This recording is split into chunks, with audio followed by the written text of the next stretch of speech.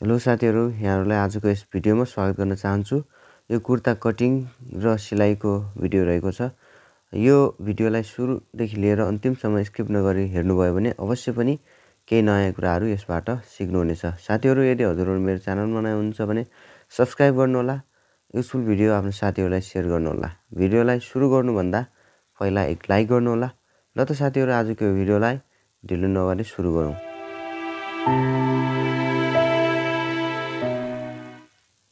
अब हामीले सबैभन्दा पहिला चाहिँ अगाडिको पार्ट काट्छौं। अगाडिको पल्ला काट्दाखेरि चाहिँ अगाडिको आङ काट्दाखेरि हामीले डबल फोल्डमा कभर राख्नुपर्ने हुन्छ। मैले यसरी डबल फोल्डमा कभर राखिसकेको छु र त्यसपछि मैले तलको जो 2 इन्ची फोल्डिङ गर्ने कभर पनि मैले फोल्डिङ गरिसकेको छु नर्मल यहाँनेर र मार्क पनि दिइसकेको छु। यसको फुल लम्बाइ चाहिँ मलाई कति आवश्यक थियो त्यति चाहिँ मैले लगिसकेको छु। यसको पुरा लम्बाइ 35 इन्ची थियो भने त्यसमा मैले 1 इन्ची जस्तो एक्स्ट्रा कभर लिएको छु ताकि हाम्रो सिलाइमा जान सक्छ यो भनेर। त्यसपछि हामीले माथि सबैभन्दा पहिला माथि गला बनाउँछौं। यसको गला चाहिँ म 2.5 इन्ची यसको गलाको गहिराई खोल्छु। यसको लम्बाइ चाहिँ 6.5 इन्ची लिन्छु किनभने यो चाहिँ कलर वाला छ। त्यसपछि माथिको काँधीको भाग चाहिँ मैले 4 इन्ची लिन्छु अनि त्यसपछि चाहिँ यसको आर्महोल गोलाइ घुमाउनको लागि हामीले 7 इन्ची 13 इन्ची कम्मर र यसको 17 इन्ची चाहिँ तल हिपसम्म लिन्छौं। यी सबै लाइनहरुलाई यसरी सिधा गरौँ अनि त्यसपछि यी सबै लाइनहरुलाई चाहिँ हामीले सिधा गरिसकेपछि यहाँनेर गलाको माथि जति छ त्यति तलसम्म बनाउने। त्यसपछि चाहिँ हामीले भी टाइपको यस्तो प्रकारले काट्नु पर्ने हुन्छ। अब त्यसपछि नर्मल यसको चाहिँ हिप चाहिँ 32 छ, 28 कम्मर र 31 यसको छाती छ। 32/4 गरेर 1.5 इन्ची लुजिङ छोडौं र 32/4 गर्दा 8 हुन्छ, 8 चौको 32। अनि यहाँनेर चाहिँ कम्मर 28 छ, 28 को भागा 4 गर्दा 7 चौको 28, 1.5 इन्ची लुजिङ छोडे। अनि यसमा चाहिँ पौनी 8 हुन्छ। पौनी 8 मा मैले 1.5 इन्ची प्लस गरेर यी सबै भागहरुमा 1.5 इन्ची प्लस गरेको छु।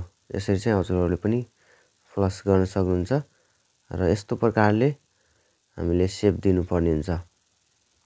त्यसपछि यसको चाहिँ यहाँनेरको जो भाग छ यो चाहिँ यो 1 इन्ची बराबर हामीले यो भन्दा माथितिर तान्नु पर्ने हुन्छ। मैले यसरी 1 इन्ची बराबर गरे अनि यस्तो खालको आर्महोल गोलाइ स्केल छ भने स्केलबाट पनि यस्तो गोलाइ दिन सक्नुहुन्छ। यदि छैन भने नर्मल छ यो हातले पनि दिन सकिन्छ। यस्तो तरिकाबाट हामी दिन सक्छौं भने अब तल फेरको लागि भने हिपमा जति छ त्यही अनुसार हामीले सिधै गरेर पनि राख्न सक्छौं र कस्टमरको माग अनुसार पनि राख्न सक्छौं। कतिपय कस्टमरले चाहिँ चाग्लो भन्नुहुन्छ, कतिले ओछो भन्नुहुन्छ, त्यही अनुसार लिन सक्छौं। अब यस्तो तरिकाले तयार भइसकेपछि कटिङ गर्नुपर्ने हुन्छ। साथीहरु, हजुरहरु यदि मेरो च्यानलमा पहिलोचोटि हुनुहुन्छ भने सब्स्क्राइब गर्नुहोला ताकि मैले बनाएको यस्तै भिडियोको जानकारी पाउनको लागि। अब यस्तो प्रकारले अगाडिको भाग बनेर रेडी भइसकेको छ। हामीले कटिङ पनि गरिसकेका छौं। अब हामी लगत्तै हामी पछाडीको भागतिर जान्छौं। यो चाहिँ पछाडीको पल्ला। यो पछाडीको पल्लामा हामीले अगाडिको भागलाई यसरी राखेर यसको कटिङ गर्छौं। अब हामीले पछाडीको कटिङ गर्दाखेरि नर्मल के गर्नुपर्छ भन्दा यो गला चाहिँ खोल्नु पर्दैन पछाडीको। र मैले यो भन्दा अगाडि पनि एउटा भिडियो बनाएको छु कटिङको र सिलाइको। त्यो भिडियोको लिंक मैले डिस्क्रिप्सनमा राख्दिन्छु, त्यहाँबाट हेर्न सक्नुहुन्छ। यसको चाहिँ पछाडी यसरी चाहिँ थोरै कपडा बढी राखेर काट्नु पर्ने हुन्छ। यहाँको चाहिँ जति छ त्यति नै बराबर गर्नुपर्छ। यसको चाहिँ गला खोल्नु पर्दैन है।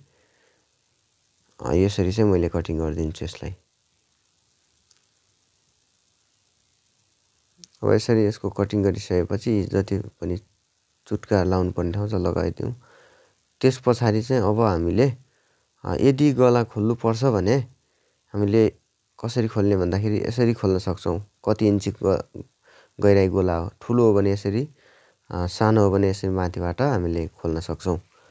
अब यसको चाहिँ बाहुला कटिङ गर्दाखेरि यसको काखी लिने एउटा तरिका यो हो। यसरी नापेर माथि आधा इन्ची सिलाइको भाग छोडेर यसरी नाप्ने।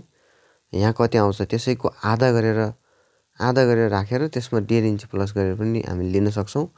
तर मैले यसमा यो फर्मुला प्रयोग गरेको छैन। मैले चाहिँ छातीको 4 भागको 1 भाग राखेर कटिङ गर्ने फर्मुला चाहिँ प्रयोग गरेको छु। जस्तै यसको छाती 31 छ भने 31 भागा 4 गरेर राख्नुपर्ने हुन्छ है। हामीले 31 लाई 4 ले भाग गरेर राखेर त्यसमा आधा इन्ची प्लस गर्नुपर्ने हुन्छ।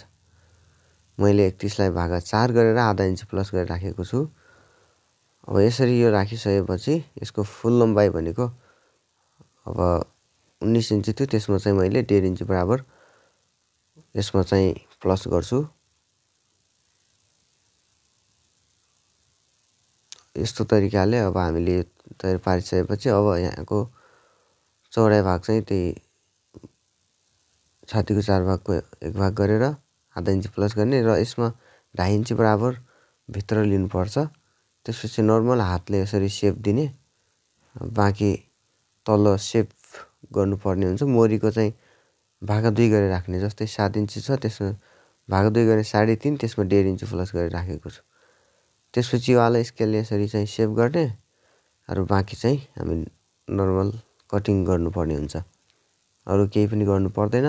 यो चाहिँ पर्फेक्ट मिल्छ। यो सिलाइमा पनि हजुरहरूले देख्न सक्नुहुनेछ कस्तो मिल्छ या मिल्दैन भनेर।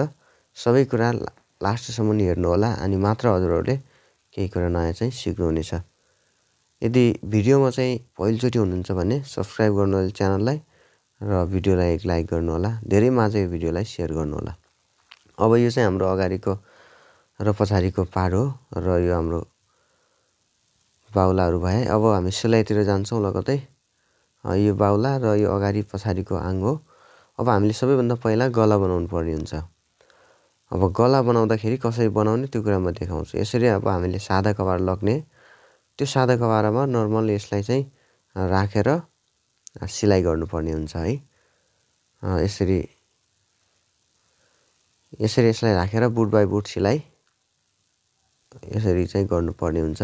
म यसलाई सिलाइ गरेर ल्याउँछु। अब सिलाइ गरिसकेपछि त्यसपछि यसलाई यसरी काट्ने। यसरी कुनासम्म चाहिँ हामीले यसरी कट गर्नुपर्ने हुन्छ। मैले योभन्दा अगाडि एउटा भिडियो बनाएको छु। त्यसमा चाहिँ यो गला सम्पूर्ण तरिकाले बनाएको देखाएको छु र त्यसपछि यसको चौडाइ चाहिँ हामीले 1.5 इन्ची लिनुपर्ने हुन्छ। अब यसरी 1.5 इन्ची चारैताल लगेर त्यस पछाडि हामीले यसमा चाहिँ यस्तो प्रकारले बिटमा सिलाइ गर्नुपर्छ। एउटा र एउटा बुट बाई बुट सिलाइ भइहाल्यो। यतातिर बनाएर यो बिटमा एउटा सिलाइ दिने। बाँकी चाहिँ यताको चाहिँ बुट बाई बुट हान्नुपर्छ। अब जस्तै मैले सबै तयार गरिसकेको छु। त्यो तयार गरेर माथिको कुम पनि जोडेँ, इन्टरलक गरेँ, कलर बनाएँ, कलर अट्याच गरेँ। यो सबै कुराहरू मैले मिस गरिदिएँ किनभने मैले यो चाहिँ अलरेडी अगाडिको एउटा भिडियो बनाएको छु त्यसमा पनि सिकाएको छु। सायद हेर्नुभएकाहरूले सिकिसक्नु भएको छ। अब हामीले साइडमा यसको सिलाइ गर्नुपर्छ। अब यसरी साइडमा नाप अनुसार हामीले सिलाइ हान्नु पर्यो। म चाहिँ यसको मेसिनमा गएर यसको सिलाइ हानेर ल्याएँ मैले। यसरी चाहिँ मैले नाप अनुसार सिलाइ गरिसकेको छु। त्यसपछि नर्मल यसको फेर फोल्ड गर्नुपर्ने हुन्छ तलको। अब यहाँ चिन्ह लगाएको छु। अब यो चिन्ह अनुसार हामीले यसको चाहिँ यसरी फोल्ड गर्नुपर्ने हुन्छ।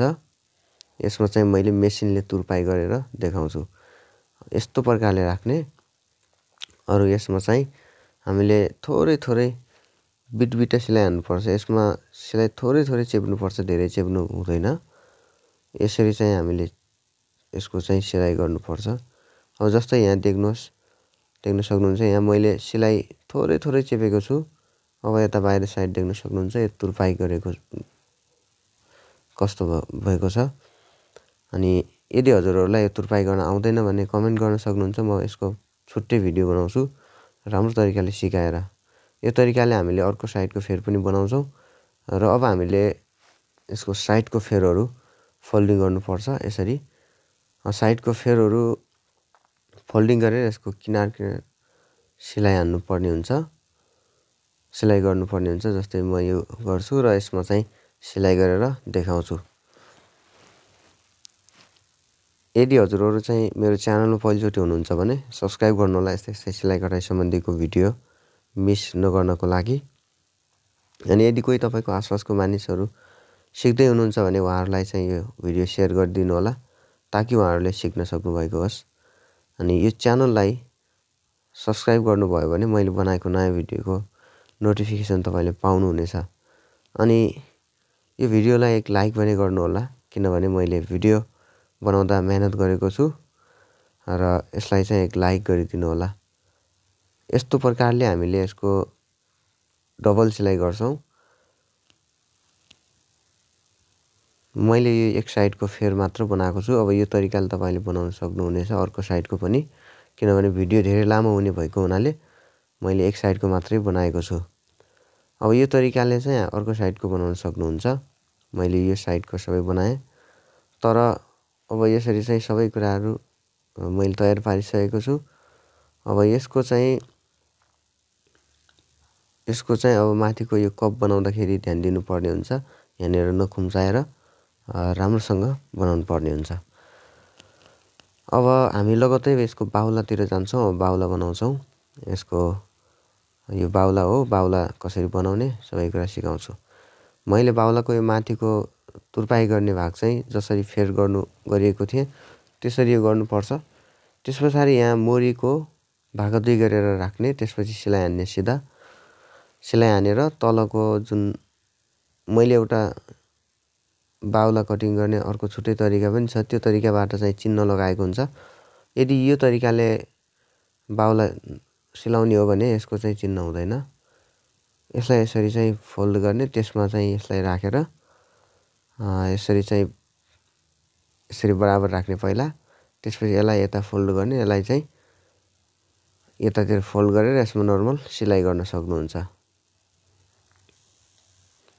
अब यसरी चाहिँ मैले यसलाई मिस गर्छु। यसरी चाहिँ तपाईले सिलाइ गर्न सक्नुहुन्छ र यसमा इन्टरलक गर्न सक्नुहुन्छ। अनि यो कप कसरी बनाउने भन्ने विषयमा छुट्टै भिडियो मैले चाहिँ तपाईहरुलाई बनाएर देखाउने छु पछि कुनै बेला कमेन्ट गर्नुभयो भने। यो कप बनाएको छु, सबै कुरा मैले बनाएर रेडी गरिसकेको छु। अब यसको चाहिँ फाइनल लुक कस्तो रहेको छ हजुरहरूले कमेन्ट गर्नु होला। राम्रो लाग्यो भने राम्रो कमेन्ट गरिदिनु होला। जस्तो लाग्छ त्यस्तै कमेन्ट गर्नु होला। केही सल्लाह भएदेखि चाहिँ हामीलाई कमेन्ट मार्फत सुझाव दिन सक्नुहुनेछ। तपाईहरुलाई आजको यो भिडियो कस्तो लाग्यो, मन परेको छ भने लाइक गर्नु होला, च्यानललाई सब्स्क्राइब गर्नु होला। ल त साथीहरु, आजको यो भिडियोबाट छुट्नेछौँ। हामी छुट्नुभन्दा पहिले जुन स्क्रिनमा देखिएको भिडियो छ अनिवार्य हेर्नु होला। यो भिडियो एकदमै काम लाग्ने खालको भिडियो